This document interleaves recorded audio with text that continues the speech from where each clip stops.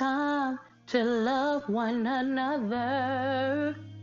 Let's make America great.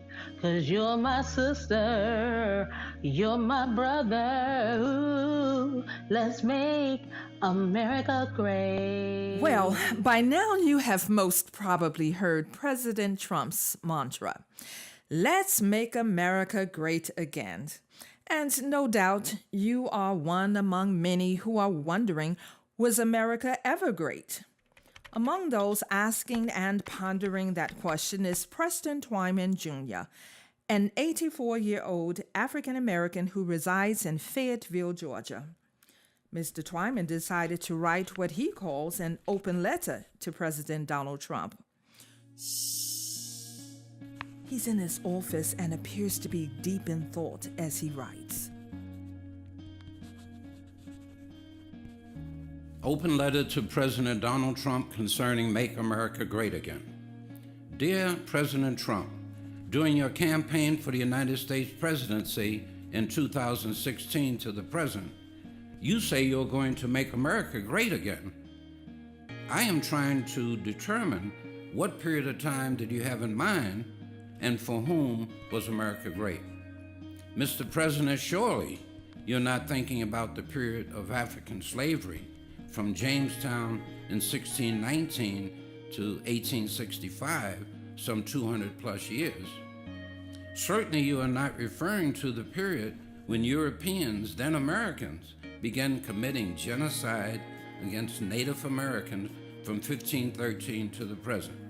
Nor do I believe it could have been the era of Jim Crow from late 19th century to 1965 that you refer to as great. Was it during the Tuskegee experiment between 1932 and 1972 for Black Americans who were allowed to die when a cure was available?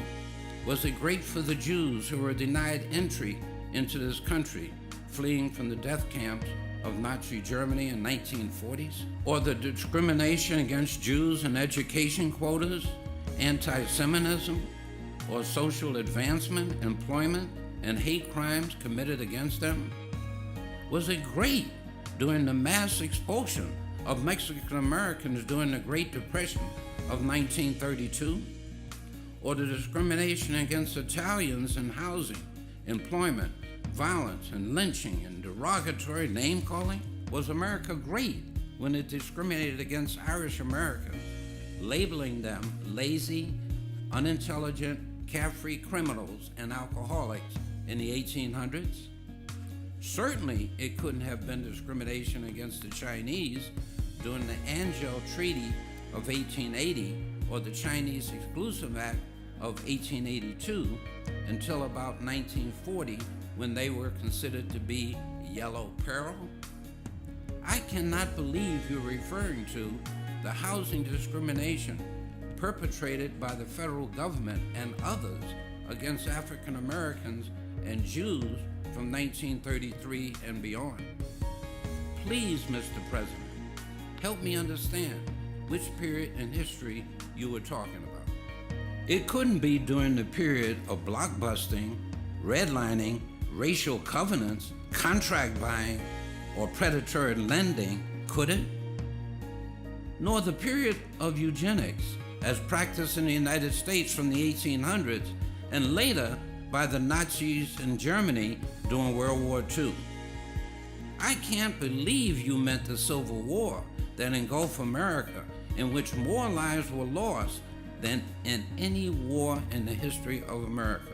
Nor do I believe you're referring to the era of the Ku Klux Klan from 1866 to present, nor the struggle that women had in obtaining their right to vote, or the income disparity between men and women and so-called working class and the very rich. I am aware, Mr. President, that the LGBT community has been discriminated against dating back to at least 1801, when Congress enacted the District of Columbia Organic Act and many more anti-LGBT laws thereafter. Mr. President, did the period of Great America you're referring to have anything to do with manifest destiny from 1803 to the present? Mr. President, America has been in many wars, from the American Revolution to the wars in Iraq and Afghanistan. Some of them were justifiable and others not so much. Surely, Mr. President, you are not thinking about the unjust wars. Mr. President, I understand that between 1980 and 2015, the number of American citizens that are under our judicial system have grown from 2 million individuals to approximately 6.5 million. Are you aware, Mr. President, that approximately 80% of the world's production of opioids are used right here in the United States? I wonder why. By the way, Mr. President, your health care plan, according to the Congressional Budget Office, will cause an additional 23 million Americans to lose coverage and burden the elderly to pay much more for their insurance. Further, Mr. President, according to our own government statistics, there are some 24.6 million drug addicts aged 12 and above, right here in America, up from 21.5 million in 2014. And Mr. President, please indulge me for one more. I understand that there are over 46.2 million Americans living in poverty today. And based on your 2018 budget proposal, there will be many more. I can go on and on, Mr. President. However, it might save us all some time if you share with me and the public what period were you referring to when you stated, "I'm going to make America great again." Mr. President, if you really want to make America great, let's talk. I have a few ideas on how to make America great and form a more perfect union. Thank you. Unity, parity, equity, yeah, yeah. Unity, parity, equity. Let's make America great. We all created in the image of the Most High. It's time to love one another. So let's give love a try. Let's make America great. 'Cause you're my sister, you're my brother. Ooh, yes, make America great. Take someone by the hand, lift them up, help them stand.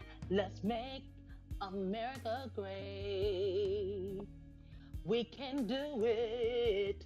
We can do it. Ooh. Unify together.